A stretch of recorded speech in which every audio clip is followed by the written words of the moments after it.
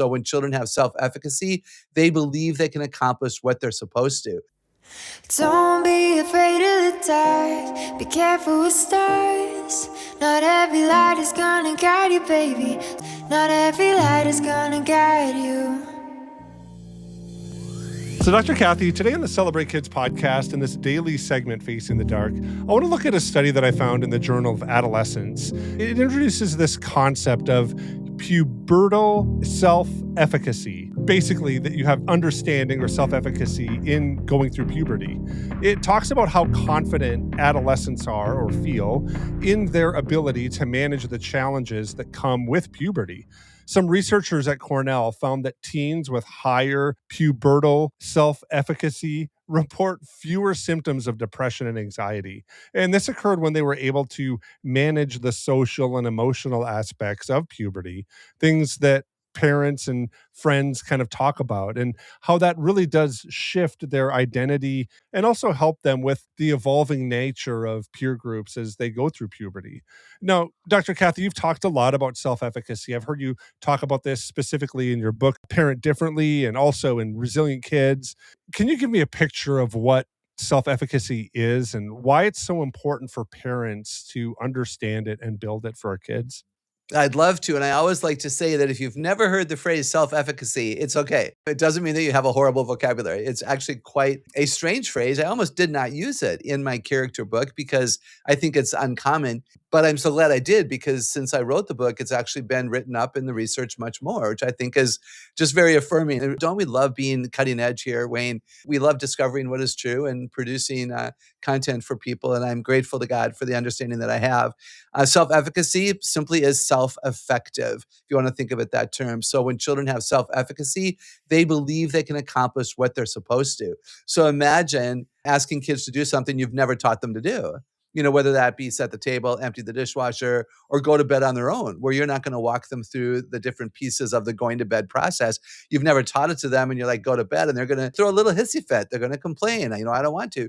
And much of that is because they're insecure. Children who have self-efficacy are secure, can follow through, can accomplish what you've asked them to. They will be obedient, and there will be much more joy and peace in the home. So I think it's worth developing. Yeah, Dr. Kathy, I do want to get to this point though, because I think for us, we understand that it might be worth, developing for our kids, but I don't know how it's built. So give me a picture of how self-efficacy is actually, gained by kids or built for them. And how can we as parents kind of step in and help them start doing that today? Yeah, I love that question, because it starts with kids believing that they're people of worth who can contribute to the well-being of the home, right? If kids don't think they're anybody important, they're just going to let you do everything for them. But when you serve them and they get to serve you, and when children as young as 4 years old are responsible for taking the trash from their wastebasket to the kitchen bigger wastebasket because tonight is trash day or whatever, then they begin to understand that they matter and they have worth and they can serve their dad. So I think that's the first attitude to build. I'm capable. I matter. I can contribute to the well-being of my family, and therefore I will. That's huge. That's a belief in myself. That's self-respect. And then the rest of building self-efficacy, Wayne, would be teaching them the how to do it. And oh my goodness, moms and dads, to go slower than you do. Like I can almost guarantee you that when you're teaching a kid to make the bed or empty the trash or fill the dishwasher or take their plates to the sink, because it's so easy to you and it's so automatic to you, and you think that it's easy for everybody, you're probably pretty quick at the instruction. But please remember, you have a 7-year-old girl who thinks that she's clumsy, and you're asking her to take her plates to the sink. Like, this is a big, scary deal for her. So we need to slow down. We need to model it and teach it, use really good vocabulary, let our kids ask us questions without us making them feel bad. Because, let's say you just demonstrated a task that you want your kids to become effective at doing on their own. And then they ask a question. And if you say, well, why weren't you listening? Now they don't feel like they're safe with you to ask you another question. And now they won't have self-efficacy. You'll think they have it because they're not asking questions, but they don't have it. And they're afraid to let you know. So we need to slow down our instruction, let them ask without judgment or shame, make sure that we're teaching thoroughly. And what would you think, Wayne? I think we reteach without shame or guilt. And we reteach, Monday, Wednesday, Friday, Tuesday, Thursday, Saturday. We make sure that kids have a regular understanding that this is how we do the task. This is why we do it. Some children need to know the why behind the what. This is why we do this. And this is why mommy doesn't always do it for you, but each of you will learn to do it on your own. Dr. Kathy, I love that. And I want to get back to this story that kind of sparked all of us to have this conversation today, because I think it's natural for some parents to really look and avoid that top topic of puberty. And I want to ask you and kind of go into this a little bit. Why is puberty such a big deal for kids as they're growing and developing? And how should we guide our kids to have some self-efficacy as they engage in this topic or this, developmental experience that we've all had of going through puberty? Give me a picture of that. Right. Boy, it would be interesting to talk to kids about this in the right context. But I would guess that, they know when puberty begins that they're becoming, either a man or a woman. It is a big deal. Everybody wants to grow up. The moms and dads are the ones who are putting Facebook memes out there, slow down, slow down. But kids don't want to slow down. Kids want to grow up.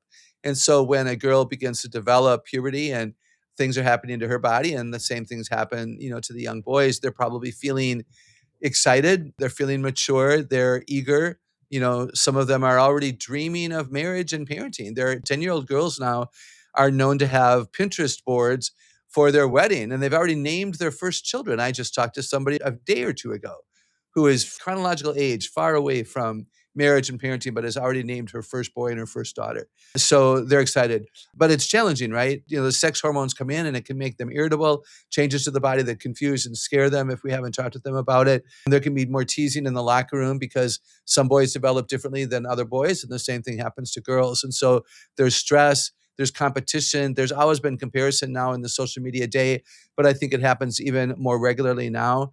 And if parents are not aware of this, Wayne, girls in particular, they're developing earlier. It used to be maybe the age of 14 was when girls would first have their period. Now as young as 10 years old, they're having their periods. And this is a cultural change. And if parents don't know that, they're not talking to their girls early enough. And they're not aware that the sleep pattern and the changes that are happening might be puberty for even a 10-year-old girl. And the mom and dad aren't aware of that. And that can become then a little bit difficult for the girl. As Dr. Kathy and I were talking today, it reminded me of a passage that I found out of Luke chapter 2, and I'll just read verse 52. Jesus grew in wisdom and stature and in favor with God and man. This passage is in reference to Jesus being 12 years old. He's right on the edge of adolescence, and he's engaging adults in deep conversations in this passage in Luke 2. He's not fully grown yet, but he's no longer a kid. Importantly, this moment really does include some misunderstandings. He has conflict with his parents, but later on, he does have moments of reflection rather than avoidance. Inside of Jewish culture, it was expected that there would be intentional instruction during this transition into adulthood. There would be questions, there would be discussion, there'd be a lot of guided understanding, and all of that was really central to their culture in that time. Scripture presents development as something that is progressive competence, that we're helping kids grow in wisdom and grow in that wisdom alongside of different physical change. And so as Jesus is growing in this moment, we see that he doesn't avoid formation. Instead, he steps into it. Engagement really does build capacity, especially as he goes on later on in life. It's an interesting model for us to consider, especially with puberty, because puberty is a big deal. Everything changes at once: body, emotions, relationships, even kind of an understanding of who we are, our identity.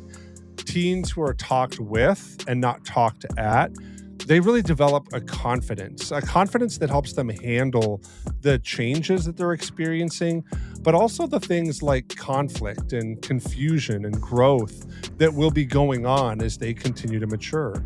So our conversations with our kids on this topic, they don't need to create anxiety, but they can reduce it by replacing some of the mystery that kids are experiencing with an understanding of why this is good and how God is designing us and how we're growing into the people that God has created us to be, and how good of a thing that is, even though it might be confusing and hard at times. I think giving our kids understanding like that can be a bright light that can shine and cut through some of the confusion and the darkness they might be facing today as they're going through puberty.